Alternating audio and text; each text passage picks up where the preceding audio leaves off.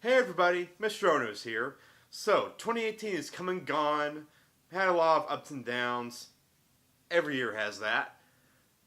And quite the up for me is that I have actually I've not only beaten my record, I've shattered it for the most movies I've seen from a given year.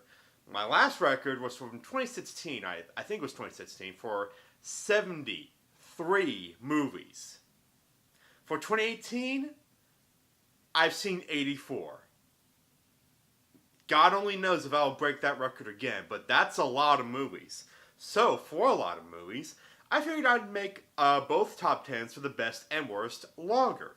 And for this time, I'm going to do a top 15 for both. So, to get started, for this video, we're doing the top 15 best. By the way, if you'd like to see how I rank each of these movies, not including the top 15. In fact, if you'd like to see a list of every movie I've seen from 2018, come back to this video after the Oscars, and I'll have a link to that list on my Letterboxd account. And you can see all the movies from 2018 that I have seen. Okay? Thanks. But just to get quick and started, I'd like to go over an honorable mention for the best of list. And our honorary number 16 is Love, Simon. Love, Simon is a movie that I kind of held off on watching for a while, but I finally got around to doing it. And if I had to say, I am not gay myself, I'm straight, but even I could say this is one of the most thoughtful and sensitive portrayals of being gay in a movie I've seen in a long time. Maybe even more so than Moonlight. I'm sure that opinion won't be controversial at all. But honestly, I do think that. And really, what helped is that it's directed by the man who is responsible for most of the Arrowverse shows. You know, Arrow, Flash, Legends of Tomorrow, all those shows. It's a man by the name Greg Berlanti, and most of those shows have at least one gay character. So he has plenty of experience writing and directing those kinds of characters, and he uses everything he's learned here in this movie. And really what helps it most is Nick Robinson's portrayal of our main character. Honestly, this is a movie that kind of flew under the radar. So if you need to see how to portray gay people correctly nowadays, Love, Simon is going to do it for you. Alright, so starting off the list proper, our number 15 is A Quiet Place. A very sort of unique horror movie in that there's actually not a lot of dialogue. But of course that made sense because the premise of the whole movie is that the characters have to stay silent, otherwise they get killed by the monsters in the movie. And honestly, it works really well. And I have to give some major props to the sound department for handling, well, making it one of the best uses of sound in any horror movie. Just the way they really emphasize any little noise that the characters make really puts a chill down your spine throughout the whole movie, and it works so well. And I will have to say, the only real problem I have with the movie is that I cared more about what was happening to the characters than the characters themselves, because I guess they're not really that interesting, but honestly, what can you really do? That, and it has a few plot holes, I have to admit. They're not horrible, so bad that they ruined the whole movie. And only one I noticed kind of got in the way. It's that they would even think to have a baby in a world where you have to not make noise. I mean, really? Did you really think that was a good idea? But even putting these plot holes aside, it is a great horror movie that I highly recommend to anybody who's a fan of the genre. For number 14, we have First Reformed. This is a movie written and directed by a man whose name is Paul Schrader.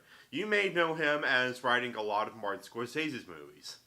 And I'm glad and I wish he would do some more movies of his own, because he handles this one very well. It's a very environmentalist drama, and it's unique in the and something unique about it is that it's also something of a religious movie too. And what it really does is that it tackles an aspect of religion that I don't think gets explored too much anyway, except for maybe Darren Aronofsky's Noah. Although this movie does it more explicitly, and it's how uh, environmentalism is connected to religion. In the Bible, God says that we must take care of the earth and whatnot. But you'll find that a lot of Christians don't do that, and most of them even believe in climate change anyway, which that's a whole other issue. But that's most of what this movie's about. You know, the contradiction between Christians who strongly believe in the Bible but don't care about their environment, and that's a major dilemma that Ethan Hawke's character goes through. Well, he's inspired to go through in the movie. And speaking of Ethan Hawke, he does a fantastic job in this movie. Possibly even the best performance of his career. I'm still really mad he got snubbed so hard at the Oscars. Oh well. He won Best Actor at a bunch of other awards places anyway, so I guess I can't be too mad. Because he absolutely deserves it. And you absolutely deserve to see this movie too. Next up, for number 13, we have First Man. This is Damien Chazelle's follow-up to La La Land, and it's a very different kind of movie than you would have expected from him. This is the story about our first landing on the moon. And for such a story like that, you might think this might be grand and epic and super patriotic and stuff, but it's really not actually. It is actually quite, if you'll pardon the pun, down to earth. And it goes for making all of our characters very human and relatable. Especially Neil Armstrong. They don't portray him as some great man who will go on to be one of the most important figures in, well, the space race. No, they just portray him as just some dude who's just doing his job. And you know what? I actually really like that. And like I said, that makes him more relatable. And I know a lot of people gave this movie a lot of hell for not being super patriotic. And I'm like, oh, they didn't even plant the flag. Guys, that is not what this movie is about. If you think that this movie should be about that, you're missing the point. And the biggest standout performance for me in this movie is Claire Foy. It's hard to describe how and why she's great, but I think that's something you need to see for yourself. Of course, this whole movie is something you should see for yourself anyway, not just for her performance. Go see this movie. For number 12, we have Searching. This is the debut film of a man named Anish Chaganty. I'm probably saying that wrong, but he won't mind that I say this movie is great, and easily one of the best mystery films of the whole year. It's a movie about a man who can't find his daughter and tries everything he can to solve the mystery of where she might have gone.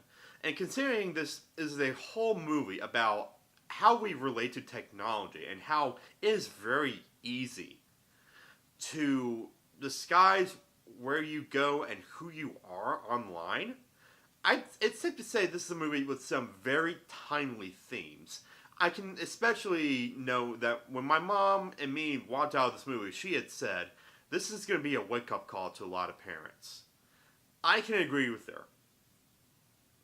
And it really helps that the movie is so well paced that it keeps you on your toes and interested. Really, the only misgiving I might have is the final reveal and how they explain everything, which I'm of two minds on that. One, I don't like that it explains everything, but two, it's a great twist. Oh well, I leave you to judge that for yourself. And as a last note, this is John Cho's best performance in any movie, honestly.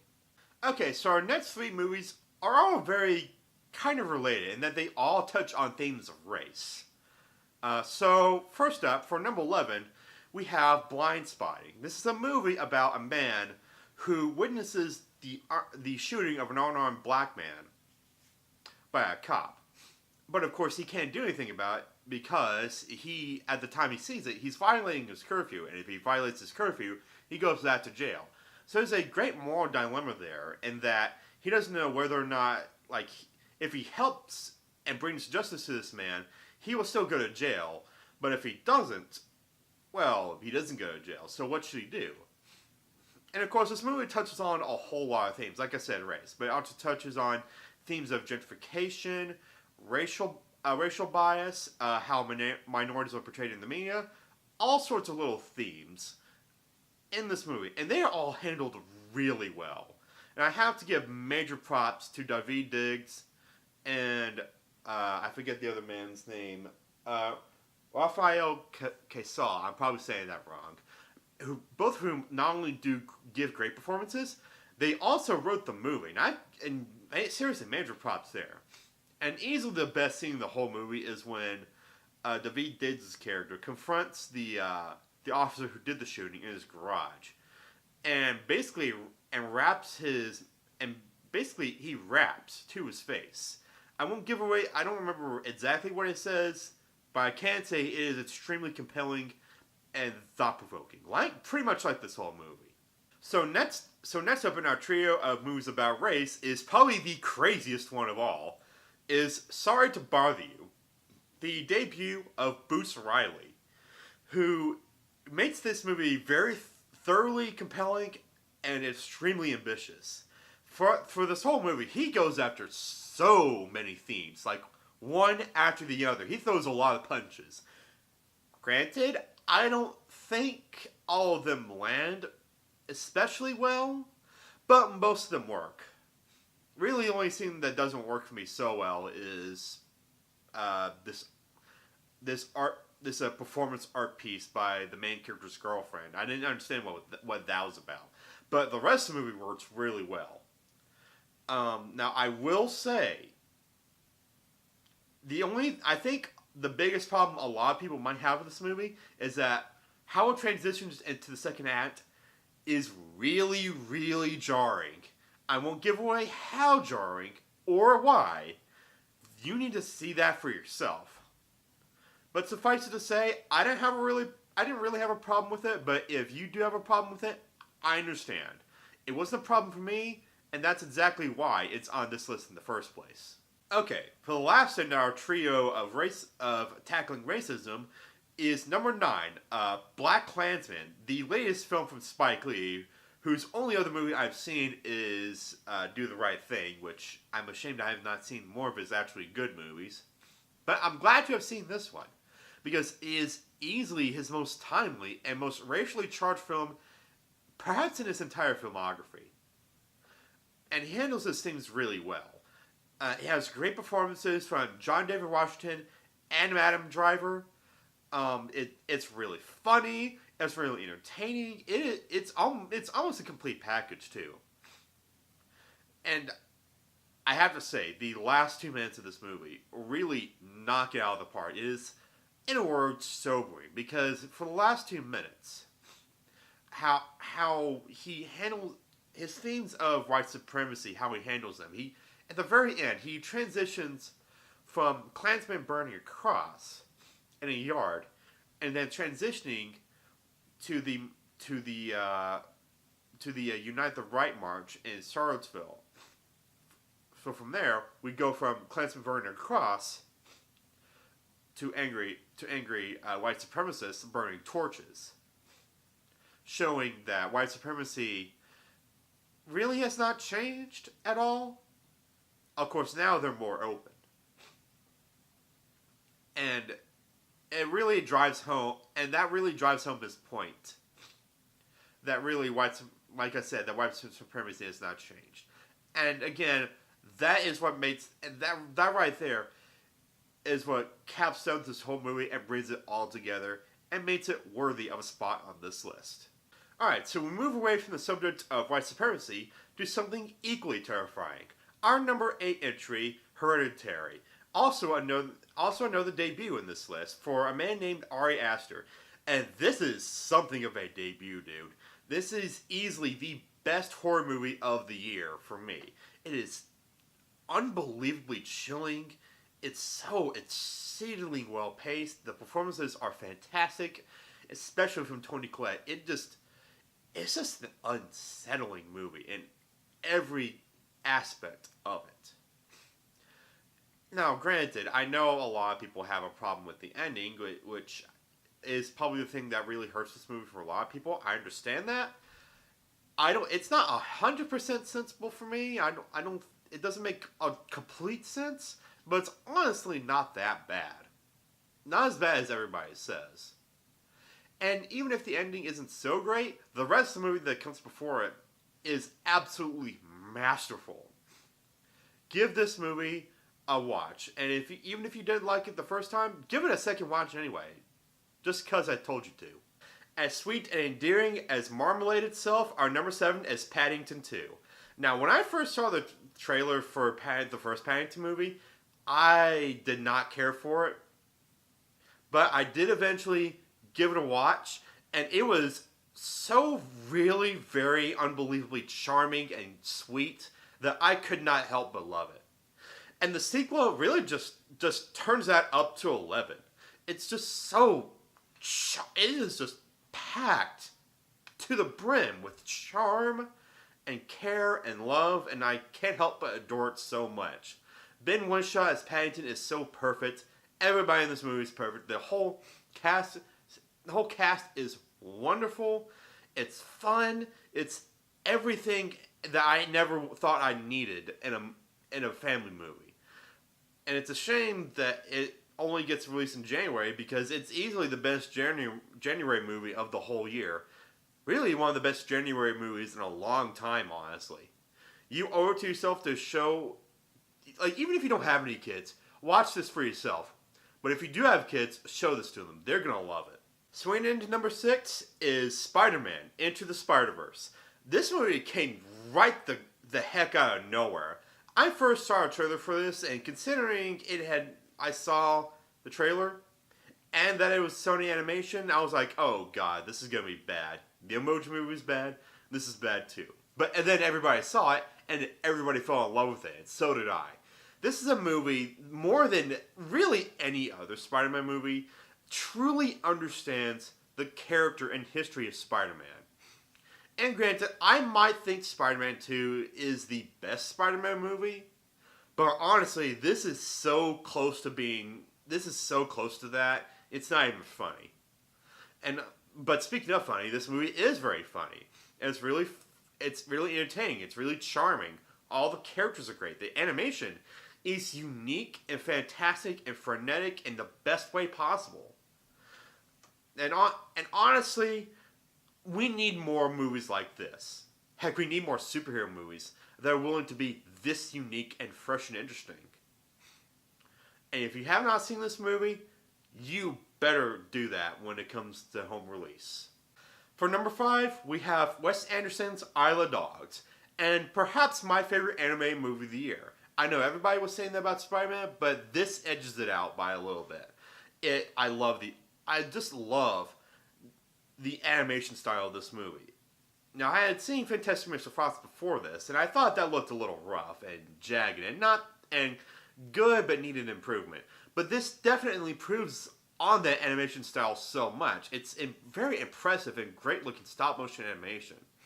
And the story is really compelling and interesting. It's a story of a boy trying to find his dog and trying to battle a crazy government conspiracy. And I just love the whole journey of the movie. I love the character interactions. Pretty much all of it. And best of all, the character arc that Chief goes through, who's played very well by Bryan Cranston, his character arc is really thoroughly compelling and even a little bit heartfelt. I honestly found myself crying just a little bit at it. And honestly, that's the best thing I never thought this movie could do for me. So for number 4, we have 8th Grade. This is the writing and directing debut for the comedian named Bo Burnham. Now, I've never actually seen any of his stand-up, but honestly, maybe I should. Because if he's this smart and this thought-provoking, I probably should. this is a movie about a girl who is on her last week of 8th grade, and this is also a movie about how we use social media in our daily life. Really, this is especially a movie about how, honestly, how social media and technology can really disconnect us in a way. Because there's a lot of moments in this movie where our character tries to get to know people and they just don't pay attention. And that actually makes her the odd one out, actually trying to get to know people face to face instead of through a phone. And honestly, I can relate a lot to Kayla here, and not just because of how she tries to get to know people, because she's so awkward and shy, and when she tries to get to know people, it doesn't work. But also because she likes to express herself. She likes to express herself through YouTube videos, kind of like what I'm doing right now. This is actually very close to this is actually really similar to what she's doing. I mean, I'm stuttering. I'm stuttering a lot. I'm slurring my words. I can't speak very well.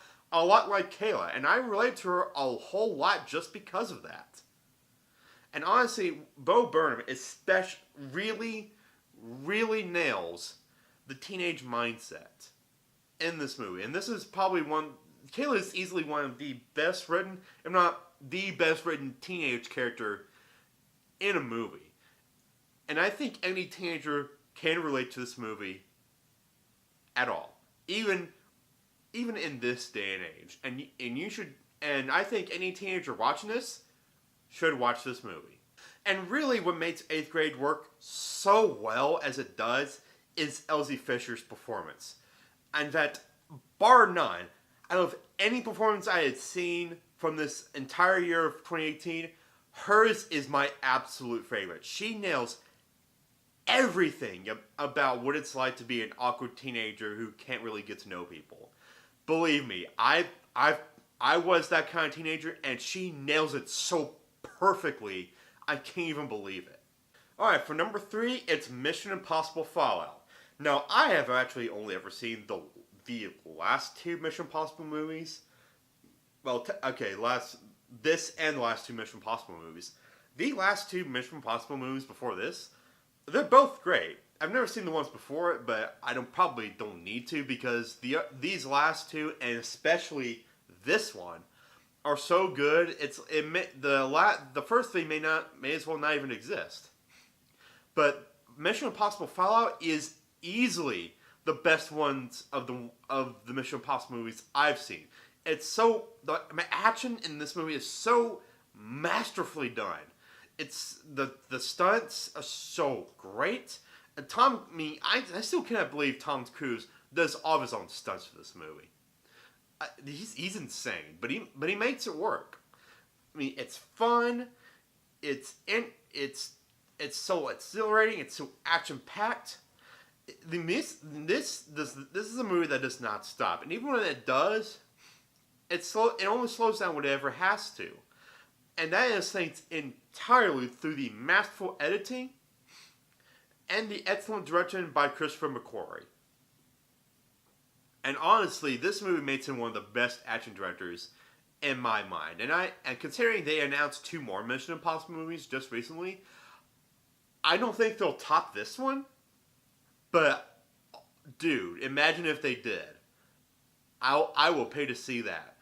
But, again, they will have a hard time following up Mission Impossible Fallout. That's for sure. For number 2 on my list, we have the 4th version of A Star Is Born. This is the directing debut for Bradley Cooper.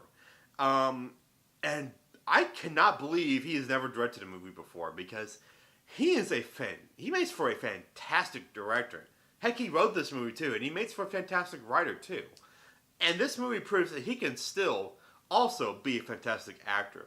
But really the real revelation here is Lady Gaga.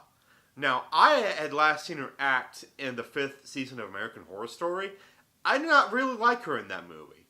No, in that show. And honestly, I cannot believe she even won a Golden Globe for her performance there. But this? Oh no, this is exactly the kind of movie she has always been destined to be in. and her performance is easily one of the best of the whole year. And quite honestly, if nothing else, this is a movie that perfectly showcases just how good of a singer she is too. Like even if you don't care for her music, all the bad romances and whatnot, I think you will be pleasantly surprised. In fact, incredibly surprised by just her singing talent here. And also and the story is thoroughly interesting. The dynamic she has with Bradley Cooper is so pitch perfect. It's almost unreal. And all the music is fantastic too. And of course, "Shallow" is the outstanding highlight, and I hope it wins the Oscar for Best Original Song, because it is easily the best song of any movie this year. And now, for my favorite movie of the year of 2018 is, well, I honestly did not think this was ever going to be my number one. I mean, I can't believe it stayed my number one. I mean, I was so certain another movie was going to somehow take its place. I swear to God, I thought I was going to see a movie in 2018 that would actually usurp this movie off the throne of my number one favorite movie of 2018. I was so certain that was going to happen because this is not a movie. This is not a movie that could be number one. It's just not one of those movies that can be number one. Sure, I'm not disappointed that it's my number one. I love it that much. I was just so certain something was going to take its place. But nothing ever did. And honestly, thinking about it, this is a movie that deserves to be number one. And that movie is Won't You Be My Neighbor? I never thought this was gonna. I cannot believe this ever could be my number one, but like I said, it so deserves it. This is a movie that preaches a message of love, kindness, and caring and respect, and just trying to forget all the troubles in the world, trying to forget all the bad things in the world. In fact, not even necessarily that. Just trying to preach a message of how we all can come together to combat and just combat just all the bad things in the world. Just coming together under a message of love and caring. This is a movie, considering our current cultural and political and social environment that we live in, especially here in America, this is the kind of movie we need. A movie that preaches a message of tolerance above anything else. Mr. Rogers was a man who could tolerate anybody. This was a man who pushed social and normative bounds. This was a man who could make change. This was a man who inspired the hearts of many. This was the man who shaped the childhoods of so many. And this was a man who was exactly like his ideals. And granted, a lot of people were wondering, like before this movie came out, for years, honestly, that he guess what, he served in the military, he killed people in war, but he was never like that. He was, in fact, the man that you always thought he was. He was Fred Rogers, and he was your neighbor. And that is far more interesting and far more fascinating than some secret dark backstory. And honestly, I think we can all aspire to be like Fred Rogers. I think we can all aspire to live up to his ideal. We may not match it, but that doesn't mean we shouldn't try to be like him. And honestly, I try to be like him every day too. This is the movie that made me cry a few times, honestly, because it kind of put things into perspective for me. This is a movie that changed me quite a little bit. Not a lot. It takes even more to do that, but it did change me a bit. And honestly, I'm glad I finally saw this movie. And I'm glad a lot of people saw this movie too. I'm not glad that the Oscars did not even nominate this movie. I'm still extremely angry about that, Oscars. Maybe you should be more like Fred Rogers. Maybe your heart shouldn't be as cold as ice or as hard as stone. Have a little more heart. Be a good neighbor. Be like Fred Rogers.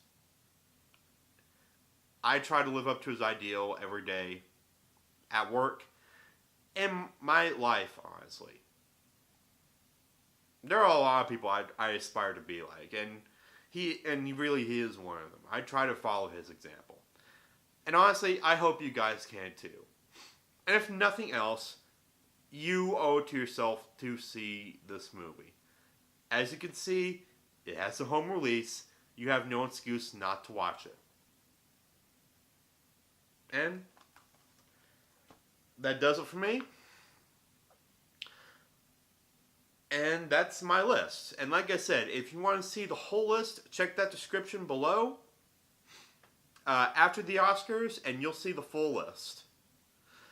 And of course, after being so positive about this movie, stay tuned in a couple of hours after this video goes live, and you will see the worst of list.